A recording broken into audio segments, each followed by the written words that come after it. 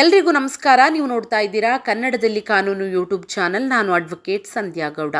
ಯಾವುದೇ ಒಂದು ಪ್ರಾಪರ್ಟಿ ಮೇಲೆ ದಾವೆ ನಡೀತಾ ಇದ್ರೆ ಆ ಪ್ರಾಪರ್ಟಿಯನ್ನು ಖರೀದಿ ಮಾಡಿದರೆ ಲಿಟಿಗೇಷನ್ ಪ್ರಾಪರ್ಟಿ ಅಂತ ಆಗುತ್ತೆ, ಅಂದರೆ ಲಿಸ್ಪೆಂಡೆನ್ಸಿ ಅಪ್ಲೈ ಆಗುತ್ತೆ.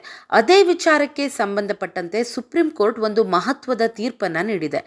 ಅದೇನೆಂದರೆ ಅಡಮಾನ ಇಟ್ಟ ಆಸ್ತಿಗೆ ಸಂಬಂಧಿಸಿದ ಹಣ ವಸೂಲಾತಿ ಮೊಕದ್ದಮೆಗಳಿಗೂ ಲಿಸ್ಪೆಂಡೆನ್ಸ್ ಸಿದ್ಧಾಂತ ಅನ್ವಯವಾಗುತ್ತದೆ ಎಂದು.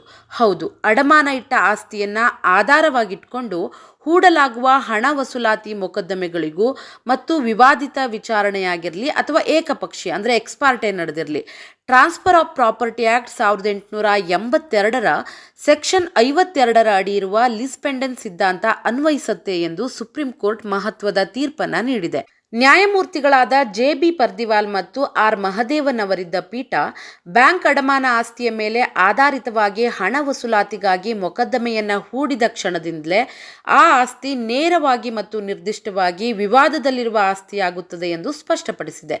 ಇಂತಹ ಮೊಕದ್ದಮೆ ಬಾಕಿ ಇರುವ ಅವಧಿಯಲ್ಲಿ ಅಥವಾ ಡಿಕ್ರಿಯ ಸಂಪೂರ್ಣ ತೃಪ್ತಿಯವರೆಗೂ ಆಸ್ತಿಯನ್ನು ವರ್ಗಾಯಿಸಿದರೆ ಆ ವರ್ಗಾವಣೆ ಲಿಸ್ಪೆಂಡೆನ್ಸ್ ಸಿದ್ಧಾಂತದಡಿ ಅಮಾನ್ಯವಾಗುತ್ತೆ ಎಂದು ನ್ಯಾಯಾಲಯ ಹೇಳಿದೆ. ಡಿಕ್ರಿಯ ಸ್ವರೂಪ ಮುಖ್ಯವಲ್ಲ ಎಂಬುದನ್ನು ಸ್ಪಷ್ಟಪಡಿಸಿದೆ. ಈ ಪ್ರಕರಣದಲ್ಲಿ ಮೊದಲು ಬಂದ ಡಿಕ್ರಿ ಕೇವಲ ಸರಳ ಹಣ ಡಿಕ್ರಿಯಾಗಿದೆ ಎಂಬ ಕಾರಣಕ್ಕೆ ಸೆಕ್ಷನ್ 52 ಅನ್ವಯಿಸುವುದಿಲ್ಲ ಎಂಬ ವಾದವನ್ನು ಸುಪ್ರೀಂ ಕೋರ್ಟ್ ತಳ್ಳಿಹಾಕಿದೆ. ಡಿಕ್ರಿಯ ಸ್ವರೂಪವಲ್ಲ, ಅಂದರೆ ದಾವಾ ಅರ್ಜಿಯಲ್ಲಿರುವ ಬೇಡಿಕೆಯೇ ಮುಖ್ಯ ಎಂದು ನ್ಯಾಯಾಲಯ ತಿಳಿಸಿದೆ. ದಾವಾ ಅರ್ಜಿಯಲ್ಲಿ ಹಣ ವಸೂಲಾತಿಯ ಜೊತೆಗೆ ಬಾಕಿ ಪಾವತಿಯಾಗದಿದ್ದರೆ ಅಡಮಾನ ಆಸ್ತಿಯನ್ನು ಮಾರಾಟ ಮಾಡಿ ಹಣ ವಸೂಲಿ ಮಾಡುವ ಪ್ರಾರ್ಥನೆ ಇದ್ದರೆ ಆ ಆಸ್ತಿ ನೇರವಾಗಿ ವಿವಾದದಲ್ಲಿದೆ ಎಂದು ಪರಿಗಣಿಸಬೇಕು ಎಂದು ಸುಪ್ರೀಂ ಕೋರ್ಟ್ ಅಭಿಪ್ರಾಯಪಟ್ಟಿದೆ. ಏಕಪಕ್ಷೀಯ ಅಂದರೆ ಎಕ್ಸ್ಪಾರ್ಟೆ ವಿಚಾರಣೆಗಳಿಗೂ ಕೂಡ ಅನ್ವಯ ಆಗುತ್ತೆ. ಸೆಕ್ಷನ್ 52ರಲ್ಲಿ ಬಳಸಿರುವಂತಹ ಯಾವುದೇ ಮೊಕದ್ದಮೆ ಅಥವಾ ಯಾವುದೇ ಒಂದು ಹಕ್ಕು ಎಂಬ ಪದಗಳು ಲಿಸ್ಪೆಂಡೆನ್ಸ್ ಸಿದ್ಧಾಂತದ ವ್ಯಾಪ್ತಿಯನ್ನು ವಿಸ್ತಾರಗೊಳಿಸುವ ಉದ್ದೇಶವನ್ನು ತೋರುತ್ತೆ ಅಂತ ಪೀಠ ಹೇಳಿದೆ. 1929ರ ತಿದ್ದುಪಡಿ ನಂತರ ಈ ಸಿದ್ಧಾಂತವು ಕೇವಲ ವಿವಾದಿತ ವಿಚಾರಣೆಗಳಿಗೆ ಮಾತ್ರ ಸೀಮಿತವಲ್ಲ, ಏಕಪಕ್ಷೀಯ ಕಾರ್ಯಾಚರಣೆಗಳಿಗೂ ಅನ್ವಯಿಸುತ್ತೆ. ಇಲ್ಲದಿದ್ದರೆ ಪಕ್ಷಗಳು ಉದ್ದೇಶಪೂರ್ವಕವಾಗಿ ನ್ಯಾಯಾಲಯಕ್ಕೆ ಹಾಜರಾಗದೆ ಮೊಕದ್ದಮೆ ಬಾಕಿ ಇರುವಾಗಲೇ ಆಸ್ತಿಯನ್ನು ಮಾರಾಟ ಮಾಡಿ ನ್ಯಾಯಾಂಗ ಪ್ರಕ್ರಿಯೆಯನ್ನು ವಿಫಲಗೊಳಿಸಬಹುದು ಎಂದು ಕೋರ್ಟ್ ಎಚ್ಚರಿಸಿದೆ.